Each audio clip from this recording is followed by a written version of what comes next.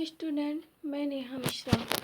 आज मैं आप लोगों के लिए वो बाल विकास का टॉपिक लेके आई हूँ कि प्रारंभिक काल में बच्चों की देखभाल कैसे करें। स्टूडेंट, अगर आपको ये वीडियो अच्छा लगे तो आप इस चैनल को सब्सक्राइब कीजिए, लाइक कीजिए और शेयर कीजिए। आइए देखते हैं कि प्रारंभिक काल में बच्चों की देखभाल कैसे किया जाता है। देखिए, प्रसव के पश्चात शिशु नए वातावरण में प्रवेश करता है। प्रसव के पश्चात जब बच्चा जन्म लेता है तो वो क्या करता है, नए वातावरण में प्रवेश करता है जहाँ उसे समायोजन में कठिनाई होती है। अतः उसे उचित देखभाल की आवश्यकता होती है। जब बच्चा जन्म लेता है तो उसके लिए सब कुछ नया वातावरण, सब कुछ नया होता है, इसलिए उसकी उचित देखभाल करने की आवश्यकता होती है।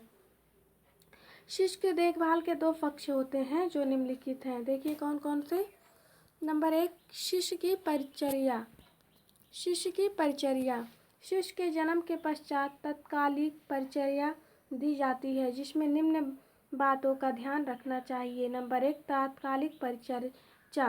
देखिए, जन्म के पश्चात नाभि रज्जु काटने के पश्चात शिशु को निसंक्रमित तौलिए में लेकर बिस्तर पर सिर नीचा करके लिटाना चाहिए।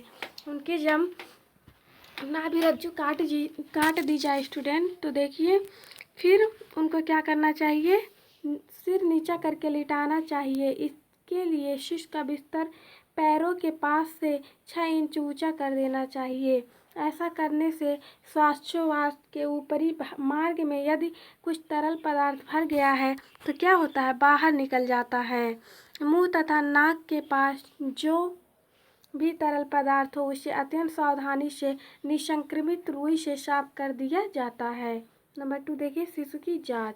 शिशु की स्वास्थ्य जांच की जाती है, उसका भार लिया जाता है जिससे पता लग सके कि शिशु में कोई जन्मजात विकार तो नहीं है। उनकी क्या वजन नापी जाती है और उससे पता चलता है कि इसमें कोई विकार, कोई मतलब कमी तो नहीं है। नंबर 3, देखिए शिशु को नहलाना। शिशु को स्वच्छ निसंक्रमित रुई की सहायता से साफ किया जाता है। शिशु को तुरंत पानी में नहीं नहलाया जाता क्योंकि ऐसा करने से शिशु को संक्रमण होने तथा बीमार होने का भय रहता है। जब शिशु को नहलाया जाता है तो पानी शरीर के तापमान का होना चाहिए। क्या होना चाहिए, वो उनके शरीर के तापमान का होना चाहिए। अत्यंत हल्के हाथों से स्नान कराना चाहिए शिशु को। किसी भी प्रकार की रगड़ से शिशु की त्वचा को आघात लग सकता है। ये नहीं कि खूब रगड़ रगड़ के नहलाइए, नहीं, एकदम मतलब एकदम हाथ से एकदम धीरे धीरे टच करके नहलाना चाहिए। देखिए नंबर 4, नाभि रज्जु की पट्टी बांधना। आजकल नाभि रज्जु पर कोई जंतु नाशक पदार्थ नहीं लगाया जाता है। नाभि रज्जु पर 2% मर्क्यूरोक्रोम लगाकर स्प्रिट से धोकर सुखा दिया जाता है। यदि मौसम साफ सुथरा हो तो नाभि रज्जु को खुला छोड़ देना चाहिए, अन्यथा उस पर पट्टी बांधना ही उचित रहता है, नहीं तो उसमें संक्रमण होने का डर रहता है। किसमें, नाभि रज्जु में। नंबर 5, देखिए वस्त्र। शिशु को पहनने और बिछाने दोनों ही प्रकार के वस्त्रों की आवश्यकता होती है। बिछाने के लिए नीचे प्लास्टिक शीट डालकर उसके ऊपर सूती वस्त्र बिछाना चाहिए। शिशु के पहनने और ओढ़ने के वस्त्र मौसम के अनुरूप होने चाहिए। शिशु का जो पहनने का वस्त्र कपड़ा रहेगा और ओढ़ने का वो मौसम, अगर गर्मी है तो गर्मी वाला, ठंडक है तो ठंडक वाला। अर्थात मौसम गर्म है तो सूती वस्त्र और यदि मौसम ठंडा है तो गर्म वस्त्रों का उपयोग करना चाहिए। शिशु के लिए उपयोग में लाए जाने वाले वस्त्र पूर्णतः स्वस्थ हों, उन्हें डिटॉल से धो लेना चाहिए। शिशु को जो भी वस्त्र आप पहना रही हैं, जिसका भी इस्तेमाल कर रही हैं, आप वो स्वच्छ और साफ सुथरा हो और उसे आप डिटॉल में धो लीजिएगा। आगे देखिए, शिशु के कमरे में संवातन व्यवस्था। शिशु को जिस कमरे में रखा जाए उसमें संवातन की अच्छी सुविधा होनी आवश्यक है, अर्थात शिशु के कमरे में पर्याप्त सूर्य के प्रकाश तथा वायु का प्रवेश हो।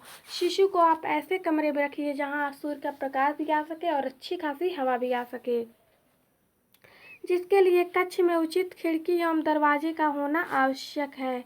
गर्मी में संवातन के लिए सुबह तथा शाम को स्वच्छ तथा शीतल वायु के लिए खिड़की को खोलना आवश्यक है तथा सर्दियों में दोपहर के समय खिड़कियां खोलकर रखनी चाहिए, जिससे कमरे में उचित मात्रा में धूप आ सके।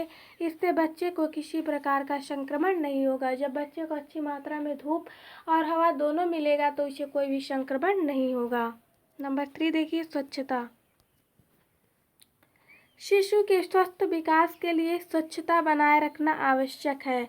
अस्पताल में नर्स तथा डॉक्टर माता को शिशु की उचित स्नान की प्रक्रिया समझाते हैं। जब आप अस्पताल में रहते हैं तो वहाँ के डॉक्टर और नर्स आपको शिशु की प्रक्रिया समझाते हैं, जिससे माता को उचित प्रशिक्षण मिल जाता है। माता को इस बात का ध्यान रखना चाहिए कि स्नान कराने से पूर्व वह स्नान संबंधित सभी सामग्री एकत्रित कर ले। स्नान के लिए आवश्यक वस्तुएं निम्नलिखित हैं। जब माँ स्नान कराए बच्चे को तो उन्हें यह ध्यान देना चाहिए कि हम सारी जो जो काम लगेगा मुझे स्नान कराने में वो सब हम क्या इकट्ठा कर लें। देखिए, स्नान का टब नंबर 1। शिशु को स्नान कराने के लिए प्लास्टिक का टब होना चाहिए, किंतु ध्यान रखें कि टब में नुकीली किनारी ना हो। इस टब में नहलाने से माता को आसानी रहती है। देखिए क्या होना चाहिए, टब होना चाहिए। नंबर 2, नहाने का साबुन। शिशु को नहलाने के लिए साबुन की भी आवश्यकता होती है, या लिक्विड या टिकिया हो सकती है, किंतु यह ध्यान रखना चाहिए कि बच्चों का साबुन अलग से आता है तो उनकी त्वचा के लिए हानिकारक नहीं होता, उसी का उपयोग करना चाहिए। बच्चों का साबुन ही बच्चों के लिए उपयोग करना चाहिए और अन्य साबुन नहीं, जैसे बेबी जॉनसन का ही प्रोडक्ट अपनाना चाहिए। यहाँ देखिए नंबर 3, तौलिए। बच्चे को नहलाने के पश्चात उसका शरीर पोंछने के लिए मुलायम तौलिए का उपयोग करना चाहिए, अन्यथा त्वचा छिल सकती है, क्योंकि शिशु की त्वचा बहुत अधिक मुलायम होती है। आप जब भी नहलाने के बाद शिशु को पोंछिएगा तो तौलिए से, ये नहीं और किसी अन्य कपड़े से, नहीं तो उनकी त्वचा बहुत मुलायम होती है और उस पर क्या रगड़ सकती है, छिल सकती है। 4 देखिए, बेबी पाउडर। बच्चे के शरीर को अच्छी तरह से पोंछने के पश्चात उसे पाउडर लगाना चाहिए। मुख्यतः गर्दन, बगल आदि हिस्से में पाउडर अवश्य लगाना चाहिए। नंबर 5 देखिए, बेबी क्रीम। बच्चे को नहलाने के पश्चात उसके हाथ, पैर एवं मुँह पर क्रीम अवश्य लगानी चाहिए, किंतु बेबी क्रीम का ही प्रयोग करना चाहिए और अन्य किसी क्रीम का प्रयोग नहीं करना चाहिए। वस्त्र देखिए नंबर 6, शिशु को सूती मुलायम वस्त्र जैसे झबला या फ्रॉक आदि पहना सकते हैं। यहाँ देखिए नंबर 4, शिशु का भोजन। शिशु को नहाने के पश्चात भूख लगती है और शिशु भोजन के रूप में केवल माँ का दूध ही लेता है, अतः माता को उसे स्तनपान कराना चाहिए। शुरू में प्रारंभिक अवस्था में बच्चा सबसे पहले क्या करता है, शुरू में माँ का दूध ही पीता है 6 महीने तक। 6 महीने के बाद ही उन्हें कोई पदार्थ दिया जा सकता है, इसलिए उनको ध्यान रखना चाहिए कि टाइम टाइम से माता को दूध पिलाना चाहिए। स्टूडेंट, ये आपका हो गया। स्टूडेंट, आपको हमारा ये वीडियो देखने के लिए धन्यवाद।